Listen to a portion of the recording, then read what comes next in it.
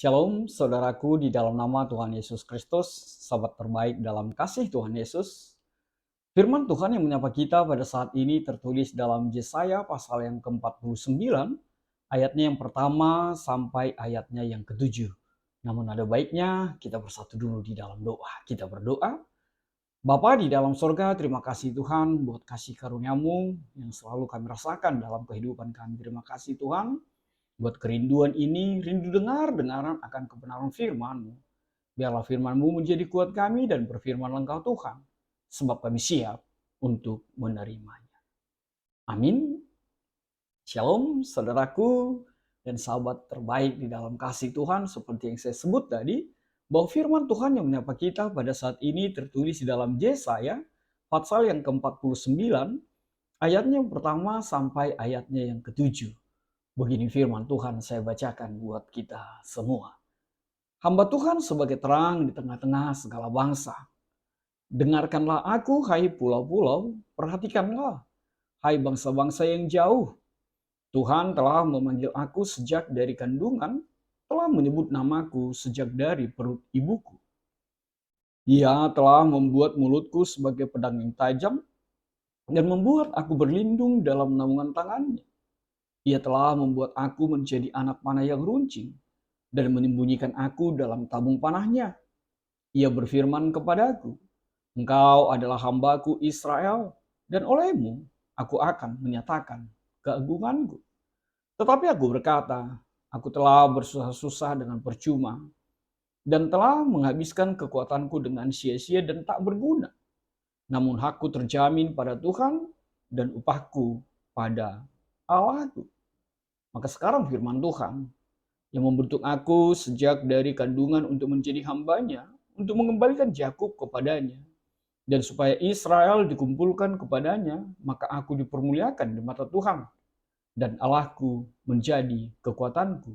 Firman-Nya, terlalu sedikit bagimu hanya untuk menjadi hambaku, untuk menegakkan suku-suku Yakub, dan untuk mengembalikan orang-orang Israel yang masih terpelihara. Tetapi aku akan membuat engkau menjadi terang bagi bangsa-bangsa, supaya keselamatan yang daripadaku sampai ke ujung bumi. Beginilah firman Tuhan penebus Israel. Allahnya yang maha kudus, kepada dia yang dihinakan orang, kepada dia yang dijijikkan bangsa-bangsa, kepada hamba penguasa-penguasa. Raja-raja akan melihat perbuatanku, lalu bangkit memberi hormat, dan pembesar-pembesar akan sujud menyembah, oleh karena Tuhan yang setia, oleh karena yang maha kudus Allah Israel yang telah memilih engkau. Demikian firman Tuhan. Saudara yang diberkati dalam nama Tuhan Yesus Kristus, sahabat terbaik dalam kasih Tuhan, pernah ingat atau pernahkah mendengar sebuah lirik lagu yang mengatakan, untuk siapa aku dilahirkan? Aku pun tercipta untuk siapa? Menarik, dan saya pikir begitu teologis sekali lagu itu, lirik itu di dalam kekuatan kita.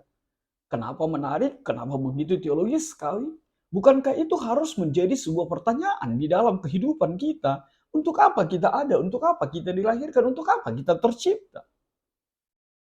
Bukankah Yesaya juga pada perikop kita ini mengatakan sebuah iman yang luar biasa, bahwa dari sejak kandungan ibunya pun, sekali lagi, bahkan sejak dari kandungan ibunya pun, sampai beberapa kali dikatakan dalam firman Tuhan ini, Tuhan telah memanggil aku sejak dari kandungan.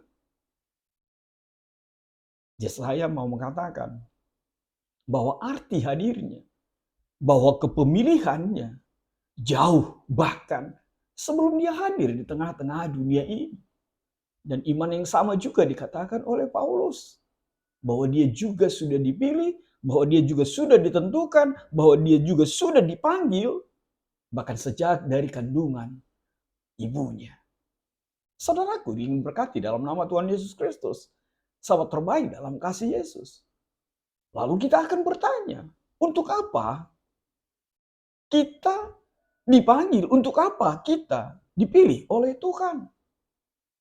Kalau firman Tuhan pada saat ini kepada Yesaya dan diungkapkan melalui kitab Yesaya ini, jelas dikatakan di ayat yang kedua dan ayat yang selanjutnya, yang mengatakan, "Aku akan menyatakan keagunganku melalui engkau. Aku akan memberikan kuatku kepadamu untuk menyatakan kebenaran firman Tuhan." Bahkan dikatakan, "Aku akan membuat engkau menjadi terang bagi bangsa-bangsa untuk menghadirkan keselamatan di tengah-tengah kehidupan ini." Saudara ini berkati dalam nama Tuhan Yesus Kristus. Bukankah hal ini menjadi kekuatan yang luar biasa bagi seorang Yesaya, juga bagi orang Israel pada saat itu? Sebab apa? Peristiwa pembuangan menimbulkan keputusasaan yang sangat bagi Israel. Namun Yesaya mengajak umat yang terbuang itu supaya hidup di dalam pengharapan itu. Supaya hidup di dalam berpengharapan. Mengimani bahwa Tuhan sangat mengasihi, bahkan akan menyelamatkan bangsa itu melalui seorang hamba. Dan itu jelas tertuju kepada Yesus, Sang Juru Selamat di dalam kehidupan kita. Yesaya juga menekankan dan menegaskan kedatangan Mesias yang justru datang dan lahir dari keturunan Daud. Dan itu menjadi janji Allah yang nyata di dalam kehidupan kita. Mesias itu akan menjadi terang yang menyelamatkan seluruh bangsa yang hidup di dalam kegelapan. Saudaraku, di dalam nama Tuhan Yesus Kristus, kita melihat bahwa dalam kitab Yesaya ada 4 nyanyian tentang hamba Tuhan.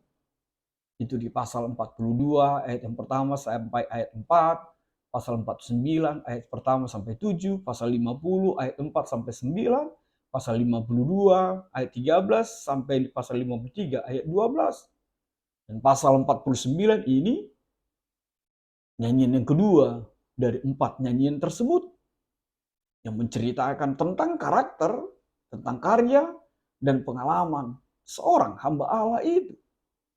Dan di sini kita melihat 3 peranan Tuhan yang digambarkan. Apa itu? Yang pertama, digambarkan, dituliskan bahwa Ia telah memilih, Allah maksudnya, dan memanggil orang-orang yang telah ditentukannya untuk menjadi hambanya. Dan di sini kita menjumpai bahwa pemilihan itu kepada setiap kita adalah otoritas Allah semata. Tak satupun di antara kita yang berhak mengadakan pemilihan itu. Tapi itu semua adalah otoritas Allah. Dan itu yang diimani oleh Yesaya, oleh Paulus. Bahkan setiap kita yang mengimani bahwa Allah lah yang telah memilih dan memanggil kita menjadi hambanya, menjadi alatnya.